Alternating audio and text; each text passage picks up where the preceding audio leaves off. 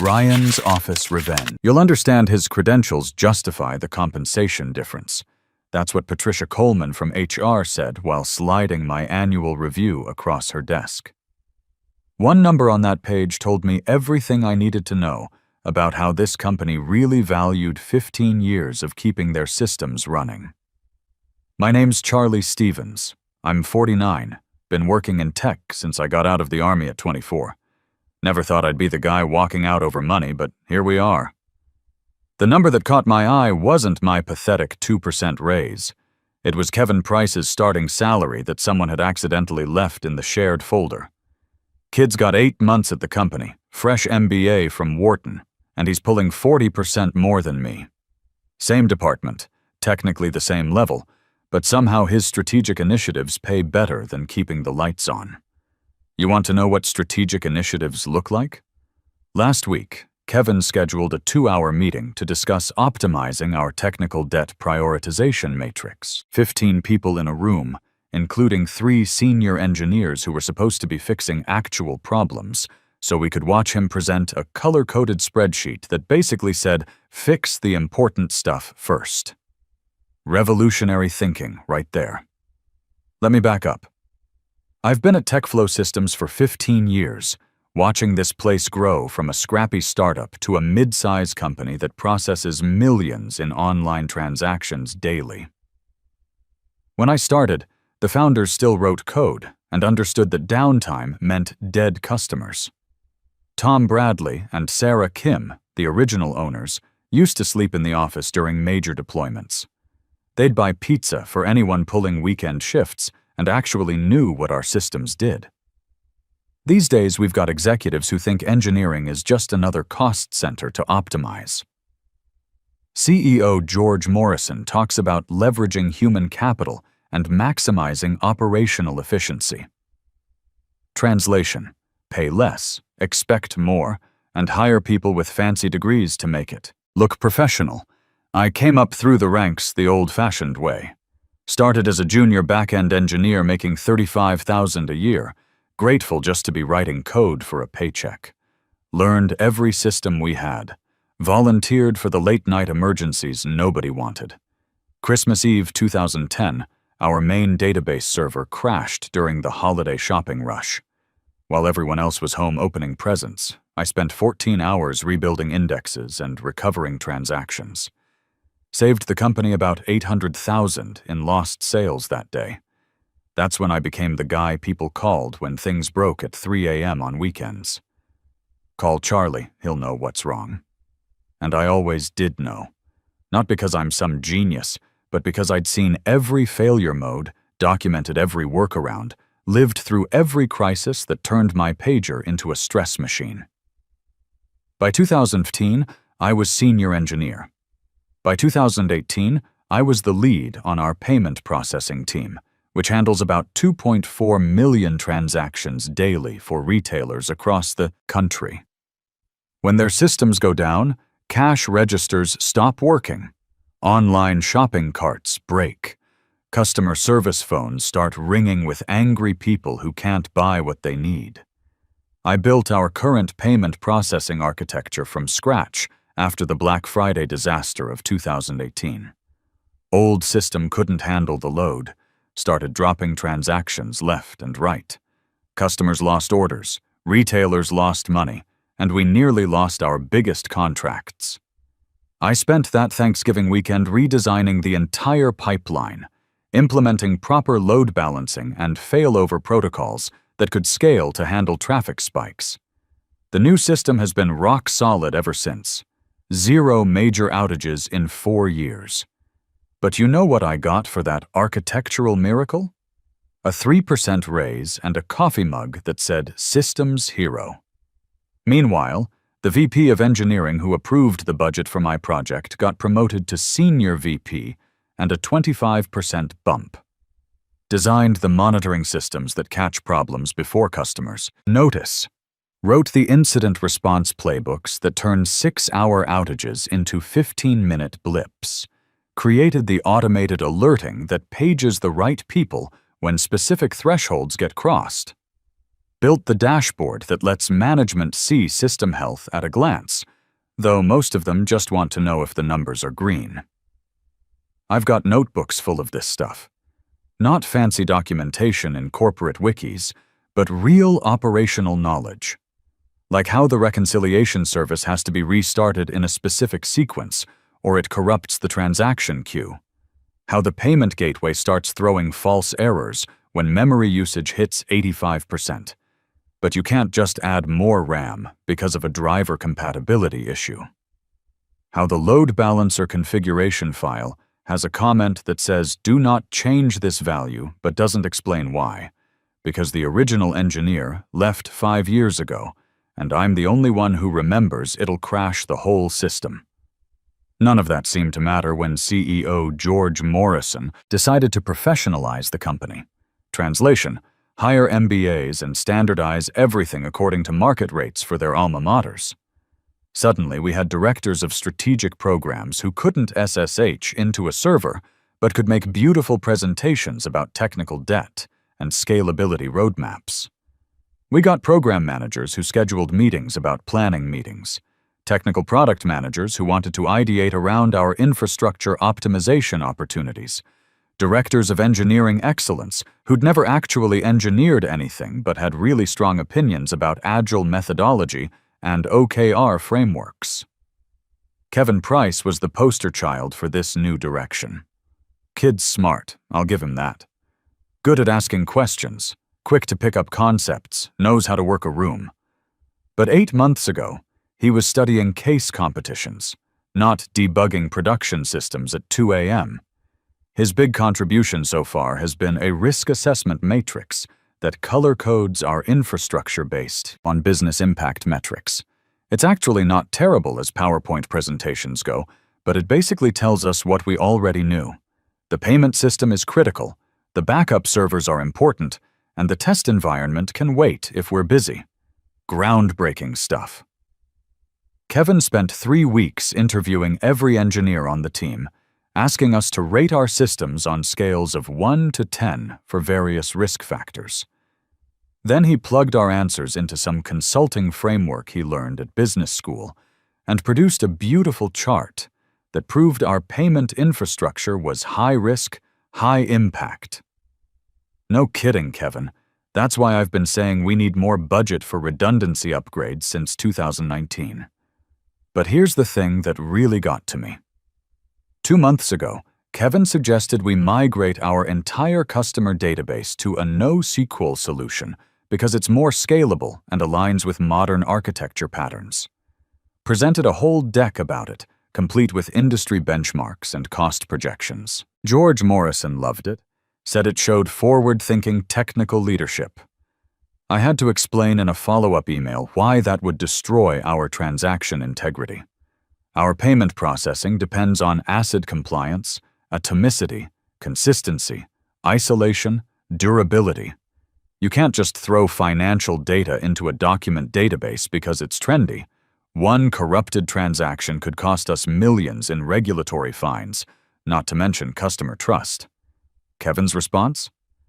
Thanks for the feedback, Charlie. I'll incorporate your concerns into the next iteration of the proposal. Next iteration. Like moving from relational to NoSQL databases was some kind of agile development sprint you could iterate on. Meanwhile, I'm still the one fixing the actual problems. Last month, when our payment gateway started throwing intermittent errors during peak traffic, Kevin's risk matrix said it was medium priority. Monitor closely. Great analysis, Kevin. Very actionable. I spent my Saturday morning tracing the issue to a race condition in our legacy reconciliation service, the one that processes refunds. Turns out, when transaction volume hit a certain threshold, 2 processes would try to update the same record simultaneously, causing deadlocks that cascaded through the system. Without that fix, we would have had angry customers and regulatory complaints by Monday morning. Kevin sent a Slack message that afternoon. Great work debugging that issue, Charlie. Mind documenting the root cause for our next risk review? Sure thing, Kevin. I'll explain race conditions to you while you collect your MBA salary. But the real breaking point came 3 weeks ago, And it wasn't even about Kevin. It was about my family. Linda, my wife, got diagnosed with breast cancer last year. Stage 2, caught early, good prognosis.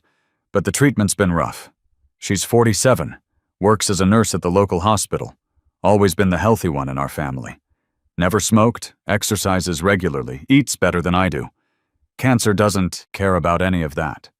The oncology bills have been hitting us hard, even with insurance. Co-pays for chemo sessions, prescription costs, the special supplements her doctor recommended. Plus, Linda had to cut back her hours during the worst parts of treatment, which meant less income right when our expenses went up. On top of that, our son Jason's a sophomore at State University, studying mechanical engineering. Smart kid, works hard, but college costs keep climbing. Even at a state school, we're looking at $18,000 a year for tuition, room, and board. He's got some scholarship money and works part-time at the campus bookstore, but we're still covering most of it. Jason wants to be an engineer like his old man, which makes me proud and worried at the same time. Proud because he's got the curiosity and problem-solving mindset for it. Worried because I want him to have better opportunities than I did, and that means finishing his degree without crushing debt. So when Linda chemo session scheduled, and Jason called asking for help with next semester's expenses, I figured 15 years of solid performance and critical expertise had to count for something. I'd been getting LinkedIn messages from recruiters for months. Market rates for senior engineers with my background were running 15 to 20% higher than what TechFlow was paying me. I scheduled a meeting with Patricia Coleman, laid out my case professionally, brought printouts of salary surveys, examples of my contributions, documentation of the projects I'd delivered, mentioned the crises I'd prevented, the knowledge I'd accumulated, the systems I'd built from scratch. I'm not asking for anything unreasonable, I told her.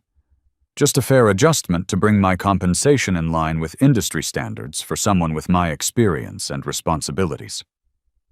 Patricia listened politely, took notes, said she'd review everything with the compensation committee. 2 weeks later, she called me back for this meeting. That's when she pulled out the annual review with that 2% number.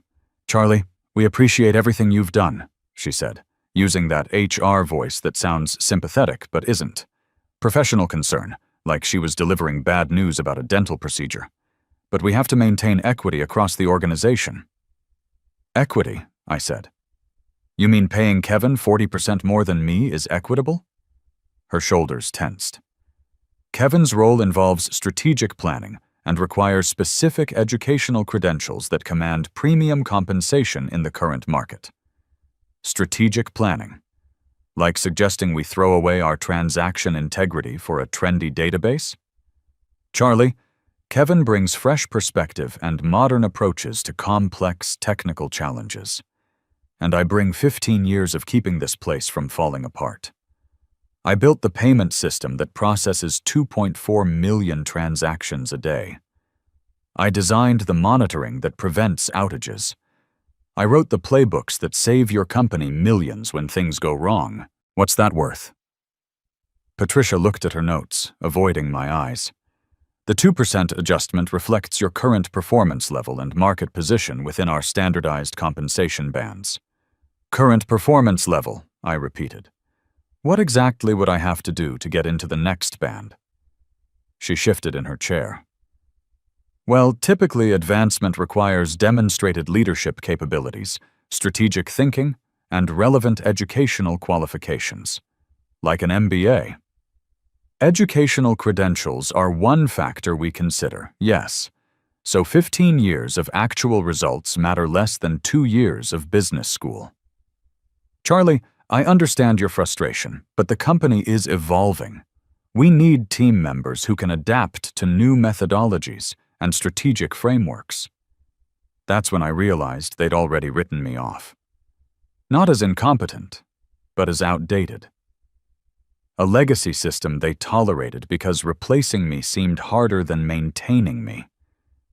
They wanted someone who could adapt to new methodologies and strategic frameworks, But what they really wanted was someone who wouldn't ask for fair compensation based on actual results. "If you're not comfortable with this arrangement," Patricia continued, "you're welcome to explore other opportunities." "Other opportunities," I repeated. "You mean accept this or leave?" "I wouldn't put it that way, Charlie."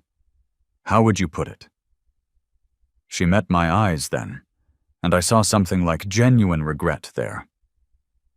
"Charlie, you're a valuable employee, but the company is evolving. We need team members who can think strategically about our future direction, not just maintain our current systems." That's when something clicked. They weren't just undervaluing my work, they were actively devaluing it. In their minds, keeping systems running was maintenance work, something you outsourced or automated away. The real value was in strategic thinking, in frameworks and methodologies and other MBA buzzwords that Kevin could deliver with a straight face. I pulled out my phone and opened the resignation letter I'd drafted the night before, just in case this conversation went exactly like I thought it would. Filled in the date, signed my name, and slid it across her desk. "Effective immediately," I said. Patricia stared at the paper like I'd handed her a live grenade. "Charlie, you don't need to make a decision right now. Take some time to think about it. Talk to your manager. We could revisit the compensation discussion in 6 months. I just did think about it, for 15 years. And you told me exactly what the company thinks my contribution is worth. I believe you. What about your projects? The transition planning? The documentation handoffs?" I stood up, feeling lighter than I had in months. "My documentation is up to date. My run books are complete. All the institutional knowledge Kevin's been trying to capture in his risk matrices is written down somewhere. If strategic thinking is so valuable, I'm sure he can figure it out." "Charlie, please, can we at least discuss a transition? Timeline? 2 weeks' notice?" "Patricia, you just told me I need to adapt to new methodologies or explore other opportunities." "I'm adapting. Right now." She looked at the resignation letter again, then back at me. "What am I supposed to tell George? The engineering team? You're the most senior person on the payment infrastructure. Tell them they can schedule consulting time through my new employer. I'm sure they'll bill at market rates for my expertise." "Your new employer?" I smiled. "I've been getting recruiting calls for months.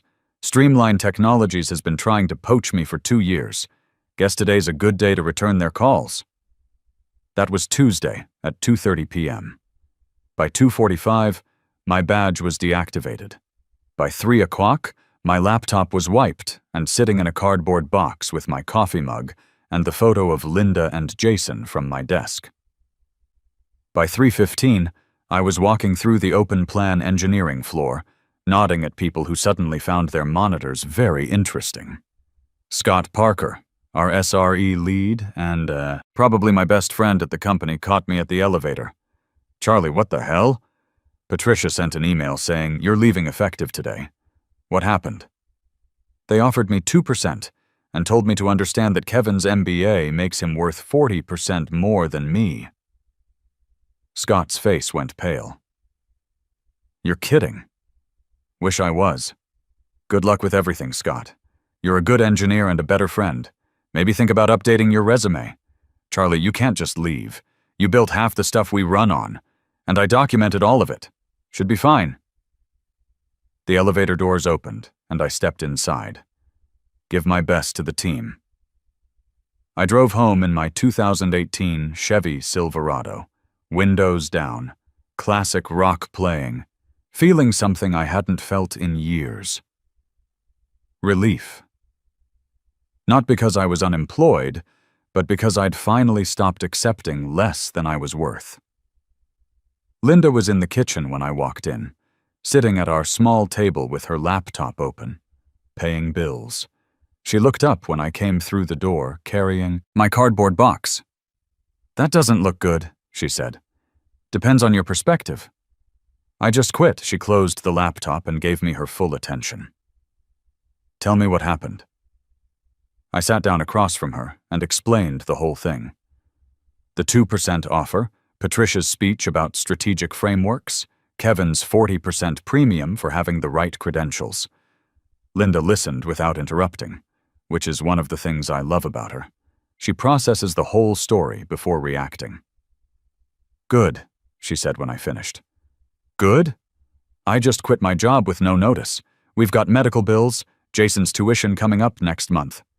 And you've got 15 years of experience that any decent company would pay properly for. Maybe now you'll find one that actually values what you know." She was right, of course. Linda's always been the practical one in our family, the one who sees past the immediate crisis to the bigger picture.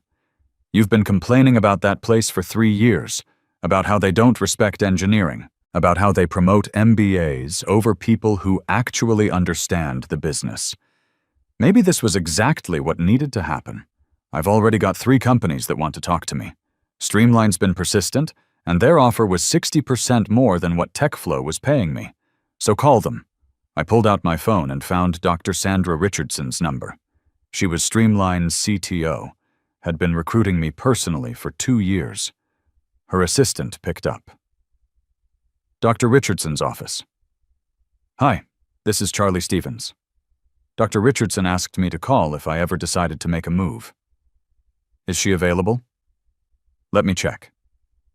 May I ask what company you're with currently?" As of about an hour ago, none. 20 minutes later, I had a phone interview scheduled for Thursday morning and a formal offer process that Dr. Richardson promised would be competitive and respectful. She also mentioned they'd been having problems with their payment infrastructure and could use someone with deep expertise in transaction processing. But first, I wanted to see how TechFlow handled life without their most expensive legacy system. I didn't have to wait long. Thursday morning, I woke up to missed calls from Scott Parker and texts asking if I was available to chat urgently about a technical issue. I checked TechFlow's public status page over coffee. Yellow alert. Investigating elevated error rates in payment processing systems. By noon, it was red. Major service disruption affecting transaction processing. We are working to resolve the issue as quickly as possible. Scott called again while I was reviewing Streamline's technical documentation for my afternoon interview. "Charlie, thank God. We've got a massive problem with the payment reconciliation service. It's stuck in some kind of loop, and we can't restart it without corrupting the pending transaction queue." "That's rough," I said. "What does Kevin's risk matrix say about it?" "This isn't funny, man. We've got customers calling, revenue's bleeding, and George is losing his mind. The Westfield Mall chain is threatening to drop us if we don't get this fixed in the next 2 hours. Sorry to hear that, Scott. Can you just tell me what the restart sequence is? As a friend? As a friend, I'm telling you to check the runbook I wrote for handling reconciliation failures. It's in the team wiki under Payment Infrastructure Emergency Procedures." We did check. It says to restart the service in sequence with the primary database, but there's some step missing. The service comes back up, but immediately starts throwing deadlock errors.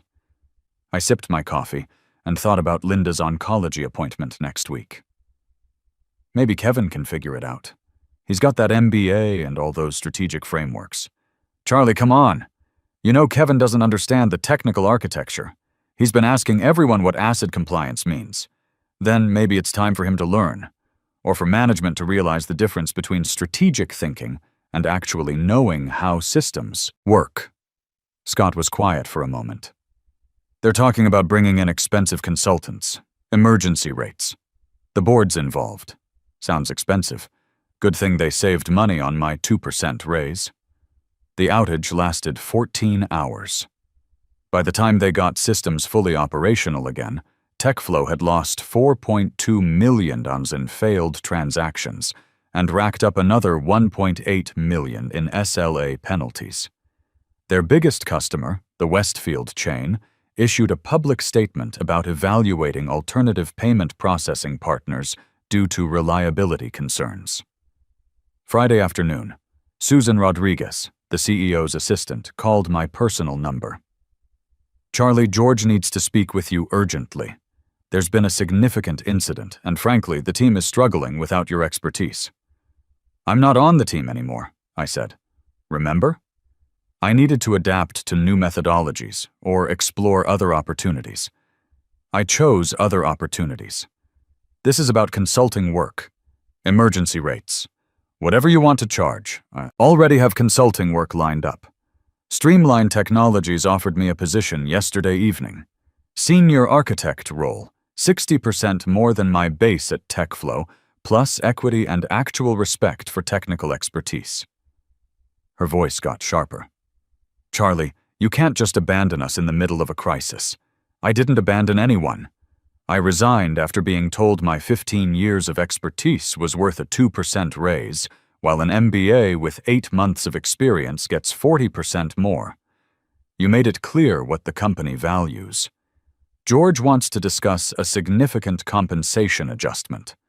Too late for that conversation. Should have happened Tuesday.